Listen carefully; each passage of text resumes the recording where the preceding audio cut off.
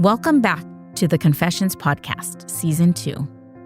This season, we embark on a profoundly important journey, one that brings to light the stories, struggles, and triumphs of Black women living with HIV. In a world where the numbers speak volumes, with thousands of new HIV infections among Black heterosexual and transgender women, it's crucial we listen, learn, and act. Black women's experiences in the HIV epidemic are not just statistics. They are tales of resilience, strength, and hope. This season is dedicated to uplifting their voices, shedding light on the disparities in healthcare, and exploring the courage it takes to live openly and authentically. Join us as we share the courageous stories of 6 women whose lives and experience offer insight, inspiration, and a call to action for all of us. Welcome to Confessions, Season 2. I am Bridgette. I was diagnosed at 40, and I'm 51 this year, so 11 years living with HIV. I was born here in California. I grew up in Inglewood, which is like a little suburb of Los Angeles that a lot of people don't know about. I remember growing up, my neighborhood was pretty mixed, Black and Hispanic for the most part. We had a big park that we all used to go play at, so white picket fence. So even though it was a single parent household, it was just my mom, I had a lot of fun. I was the tomboy that climbed the tree in the front yard and almost broke my ankle a couple of times. And we had a little separate room in the back that I got stuck in the fireplace in one year because I got in there and panicked. There were a lot of things about my upbringing that I didn't realize would influence some of my decisions I made as a teenager and as a young woman.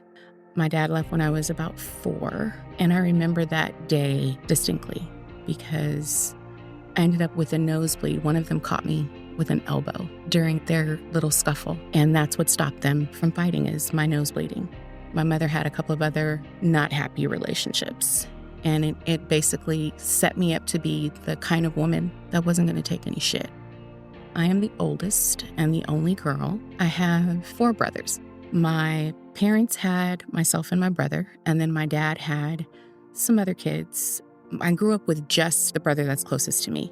My younger brothers, I saw a lot as they were coming up, but they came considerably after. My dad was absent a lot from our lives, and when he started coming around, like for me, it was great. I was the one that was more like my dad, and my brother was more like my mom.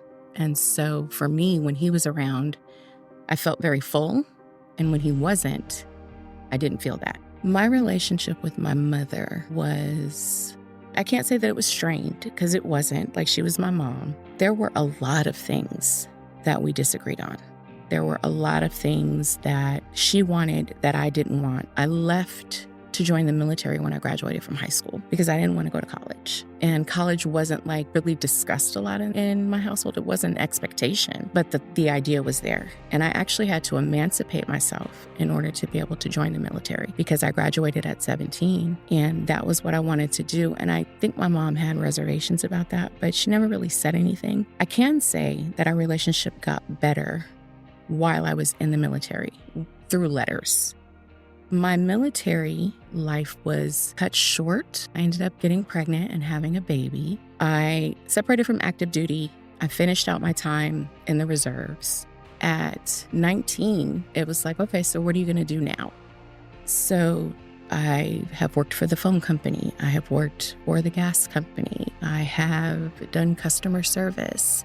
I got my HIV diagnosis through what was supposed to be just a random pap smear. I had gone to a healthcare clinic because I had a sore throat and I wasn't feeling well and I was turning 40 and all of a sudden, just in this short period of time, I had developed allergies.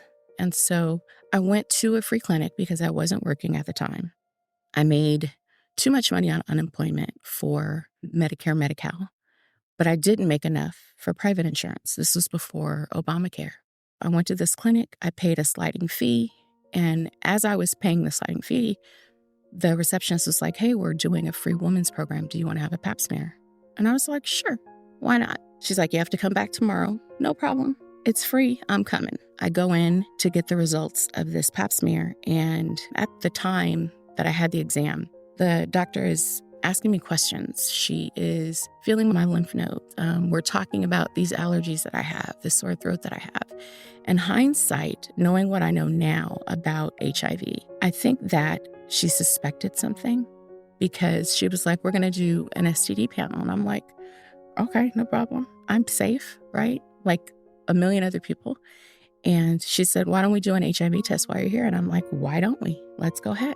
When I was back in that office getting the results, I remember she walked in with this manila folder. She opened it up and she started flipping papers over. So she's like, you're negative for gonorrhea, you're negative for trichomoniasis, you're negative for chlamydia. And I'm, ticking off on my fingers. Like, I'm not a nurse at this point, but I'm not dumb. Like, I know things. And she goes, however, in my head, I'm like, oh, syphilis. But then I'm like, no. And she's like, you have the antibodies for HIV. Because at the time, it was a test where they run the blood test. If it comes back positive for the antibodies, they run it again. And then they consider you to be preliminary positive, is how she put it. You're preliminary positive for HIV. And I literally could hear the clock on the wall ticking. And she's still talking. And in my head, I'm hearing, if anybody remembers the Charlie Brown cartoons, maybe I'm dating myself, but the Charlie Brown cartoons where the adults always sounded like womp, womp, womp. That's what I was hearing in my head. And she's still talking. And so I finally had to say, wait, stop. Like, I don't know a lot, but I just need to understand. Are you telling me that I have HIV? And she said, yes. And it was just like the world stopped in that moment, because who at almost 40 expects to get that diagnosis? And I knew about it. I had friends that had HIV, which is also why I knew there was a difference between HIV and AIDS. But I wasn't gay. I wasn't white. I wasn't quote unquote promiscuous. I wasn't a drug user. I wasn't any of these things that you're supposed to be to have this diagnosis. And yet here I was with this diagnosis. I can't even say that I was like, what am I going to do with my, like in that moment, it was just that moment of trying to absorb it and figure out how I had gotten there. You're supposed to do partner notifications. You're supposed to call people and your partners and find out, potentially who you had given it to or who had given it to you. Where did it come from? Because it doesn't fall out of the air. I only had 4 people that I needed to call. And numbers, for some reason, matter to people.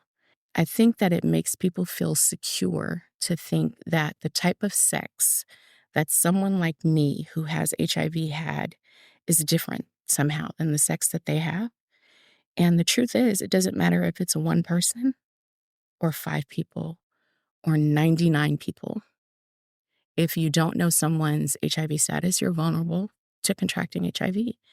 And it just happened to be the luck of the draw for me. The clinic that I ended up ultimately going to have the confirmatory tests and to start my care was not the clinic that I got the diagnosis from. And I was seeing this slightly older white gay man, and it distinctly felt like he could care less about this Black straight woman sitting in front of him with this diagnosis. Every time I would go into the clinic, those first few visits, someone would make it a point to tell me that I wasn't going to die, as though that was somehow comforting in the face of, cool, I'm not going to die, but how am I going to live? Like, none of you are telling me that. You're telling me I'm not going to die. You're telling me how good the medication is. You're telling me that the medication's not toxic, but you're not telling me how to live with this diagnosis. And I think to really drill down to it, the first couple of years living with HIV was me trying to figure out how not to die, both physically and emotionally. Because we all know it, HIV is not a death diagnosis anymore. But emotionally, while it's not a death diagnosis, it is something that you kind of have to be reborn through. Like, you have to come out a different person than you were when you went into it. And it's like being reborn a little bit. Most of my friends were absolutely wonderful. It took me a little more than a year, I think, to tell most of my family And some of them didn't find out until I went public a couple of years ago with my status. But disclosure is different depending on who you're telling, right? Like it's different to tell a potential boyfriend or potential sexual partner that you're living with HIV than it is to tell a family member. And this is just for me. I find it different because the relationship that you have with these people is very different. Disclosing my status to my brother, I hesitated to tell him, not because I was worried about whether or not he was going to be ashamed of me or what he was going to think of me. I hesitated to tell him because I knew some part of him was going to hurt for me and worry for me. And that is the feeling that you get when you tell family members, is especially if you're close and you have a relationship, you don't want them to worry about you. You don't want them to feel pain. You don't want them to treat you differently because they're worried about whether or not you're going to live or die, because there's still so much ignorance. And by ignorance, I mean the ignorance of not knowing. There's still so much ignorance that surrounds what HIV is and was, that people have a hard time understanding the concept of you're not going to die, right? Like I'm fine. I'm taking my medication every day. I'm keeping it pushing. That's not to say that there's not obstacles. Like mental health is a thing. There's an element of depression in HIV in and of itself because of what it's doing to your body. And so those are things that you have to deal with. But it's hard to explain those things. So my village, my community, have for the most part been very, very accepting. There's one or two people that stopped talking to me. There was one of the persons that I had to notify, like to say to go get tested. His reaction was, dang, what if you did this to me? Not thinking, dang, what if I did this to you? And I think that moment when he said that to me was the first little spark in me of, oh, hell no. Like, I'm not going to live like this with people pointing a finger at me when we do the same behavior. We're doing the same thing. You had sex with me just like I had sex with you. So there is just as much of a possibility that you gave it to me and vice versa. So it's different depending on who you're disclosing to. So the very first person that I told was my cousin, who is like my road dog. We do trips together. We're very different. Listens to rock music, loves Elvis, has a pink flamingo on, or used to have a pink flamingo on her patio, right? So she's very different than me.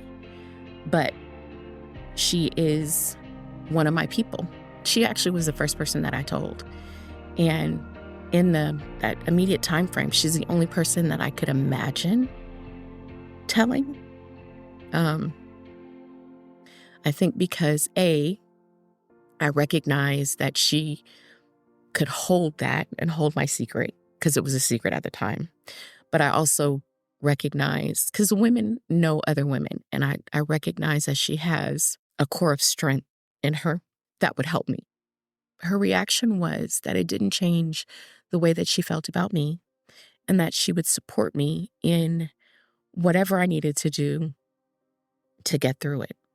And part of what I'm saying about her having that core of strength to help me is in the fact that there wasn't a sense of despair from her. There wasn't a sense of, oh my God, like, I can't believe this happened to you. I'm so sorry. Like, right? It was like, I'll help you get through it. Whatever has to happen, let's get through it. And that's like critically important to have. It also was my first lesson in understanding that not everybody deserves your story.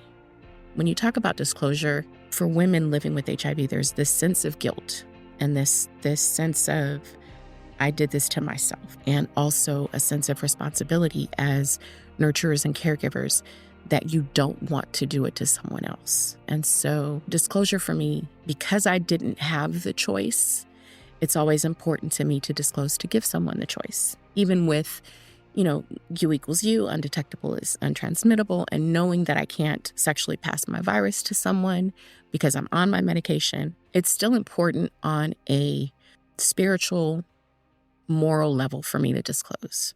But I'm also old enough to know that Not everybody deserves my truth. Not everybody deserves my story. I don't have to tell every person that I'm potentially dating the first or second time that I go out with them, because they may turn out to not be anybody that I want in my life. And so why do I have to share? But I also recognize that disclosure is mine to give. And just recently, I heard another HIV positive woman say that she doesn't call it disclosure, she calls it sharing. And I absolutely love that. I am so going to incorporate that into my language now, because language is important to me. I am currently taking for medication a drug called Dovato. It's a 2-drug regimen, as opposed to a 3 or 4 drug regimen in a single pill. So it's still a drug cocktail, but it's in a single pill. I made the switch because I was having some terrible side effects on the previous medication that I was on, which I won't name because not everybody has side effects on the same meds, and I don't want to bias anyone. I was having some side effects, and at 50, I'm already taking other medications. And so it made sense to me to try to lower, even if by 1, the number of medications that I'm taking. And so the Dovato has been working for me. I struggle with adherence, and it is for different reasons every single day. Sometimes it is that I forget. Sometimes it is that I'm busy and I know I'm supposed to take it, but I'm busy. Sometimes I am laying in my bed and realize I haven't taken my medication, and then I got to get up and go get my purse, which is in the other room. Lord have mercy. And then sometimes it's just flat out resentment that I have to take this medication to stay healthy. Everybody's journey with their HIV medication is different. And as a nurse, I have to say, do as I say, not as I do, and take your medication. But just know that as a human being, sometimes we don't. So when it comes to the injectable treatments, I have actually thought about it. I actually was going to volunteer for a clinical trial, which is also something that I think women really should consider when it comes to a life with HIV.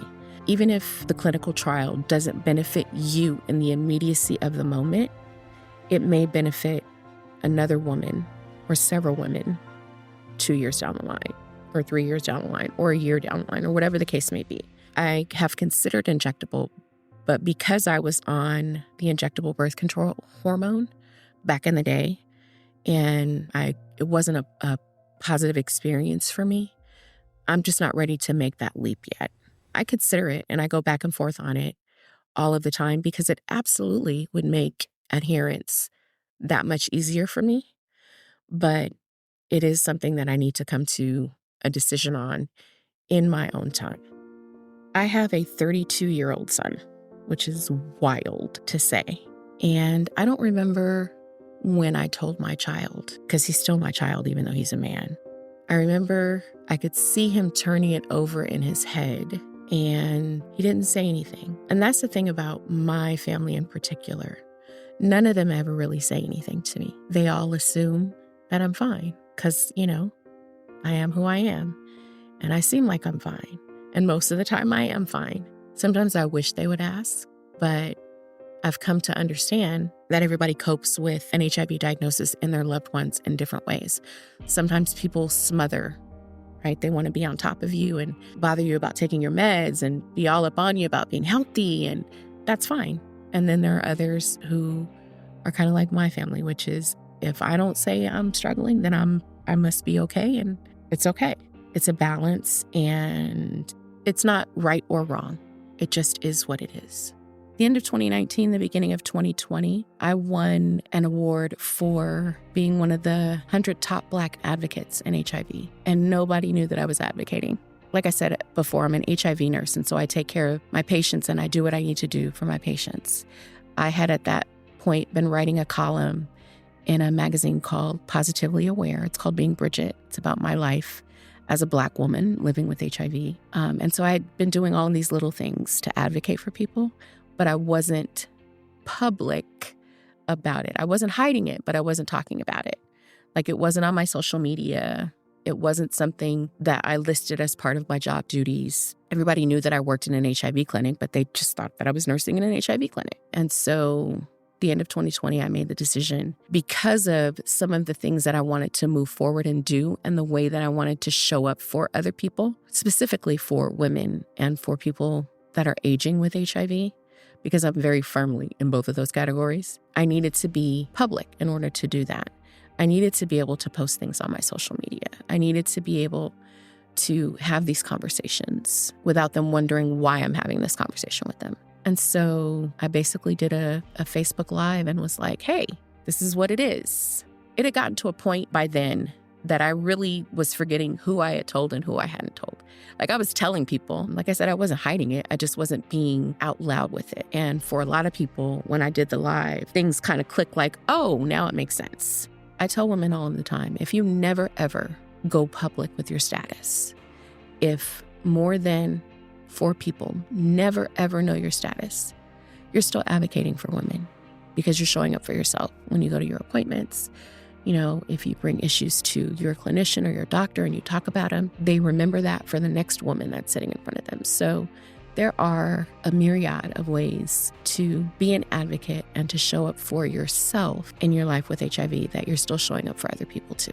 In my mind, the way that I have learned to deal with stigma is I view stigma as bullying, right? Like a bully picks on you and bullies you for a couple of reasons. Either they see something in you that they don't have in themselves that they want, or they see something in you that scares them, that makes them feel insecure. And so if they pick on you about it, right, it makes them feel better. So stigma is, in general, people's way of feeling safe, of feeling like it can't happen to me because I'm not who you are. I can't get HIV because I didn't do the things that you did. And so for me, the way that I fight stigma is to show up as who I am and my whole authentic self every chance that I get. Like I'm all of these things. I'm a Black woman. I am a nurse. I am a mom. I am a grandmother. I'm somebody's friend. I'm somebody's aunt. I'm smart. I'm funny. I'm cute. I'm all of these things. And if I show up as all of these things, and also I happen to have HIV, what can stigma do to me? Absolutely nothing. That's not my problem. That's your problem. You want to try to bully me, you're going to come up against a brick wall. Rejection is a little different. I have definitely faced rejection when disclosing my status to someone who is interested in me or that I'm, talking to or dating. But I've also come to realize in those situations that if I was the best thing since sliced bread and Jesus before you knew my status, I'm still the best thing since sliced bread and Jesus. Now you have an issue, particularly knowing that I can articulate and explain about what undetectable is untransmittable is, what U equals U means. The fact that, you've known me XYZ amount of time and never knew I'm still the same person. At 40, I didn't think I was ever going to date again. I thought it was done. I had this diagnosis and I thought I was done, which really pissed me off because 40 is when you hit that hormonal stride and girl, my hormones were kicking. If I could have had sex every single day, I would have, right? That's hormonally. That's part of the stigma around HIV, right? Like you're not supposed to talk about a sex life. You're not supposed to want a sex life. You're not supposed to be having sex. That is not reality. I'm still a human. I'm still a person. I still have raging hormones. I still want the intimacy and the connection of feeling loved and feeling physical touch. And so I don't hide my status. And there are people who are willing to learn and who are willing to be accepting of my diagnosis. And so I've definitely had sex since my diagnosis. I've had some really good sex. I've had some really bad sex, which is not different than before my diagnosis, which is just another layer of I'm still who I was before I got HIV. I've been in a couple of relationships since my diagnosis, but I am not someone who is going to settle for something just because of something else, right? I'm not going to stay in a relationship that's not working for fear of not being able to find someone else because that's not fair to me and that's not why I was put on this earth. The biggest accomplishment anyone can find in an HIV diagnosis is to find themselves if they didn't know who they were or to reaffirm themselves, the rebirth that I was talking about. I have done things since my diagnosis that I never imagined I would do. I don't see myself as a writer, but I have a whole column in a magazine, and I get requests to write things. I have become a moderator for webinars and talks, and I never saw myself in that role. I am an educator. I'm a teacher. I'm a nurse. That in and of itself, I got a certification for a specialty in nursing. It's an ACLPN, so I'm AIDS care certified. That's another accomplishment. There are all of these things that I never thought that I would be able to do or never even entered in my head to try to do that because of HIV. Like some of these things may have happened in their own natural order because everybody has a purpose and what's for you is for you.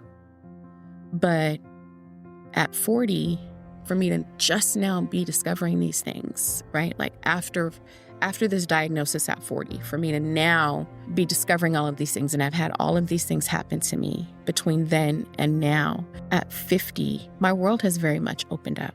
The best advice I can give to a woman struggling with HIV is that you get to know who you are within your diagnosis, whether that means finding out everything you can and understanding the virus, or if you are a person who would rather just take their medication and not worry about anything else, whatever that means, find that. Because how you feel about yourself will really reflect and show up in how you allow other people to treat you. Thank you for joining us on this journey through Season 2 of the Confessions podcast. The stories shared by the brave women on our platform are more than just confessions. They are a beacon of hope, a call for understanding, and a plea for change. Until next time, take care and continue to listen, learn, and advocate for women.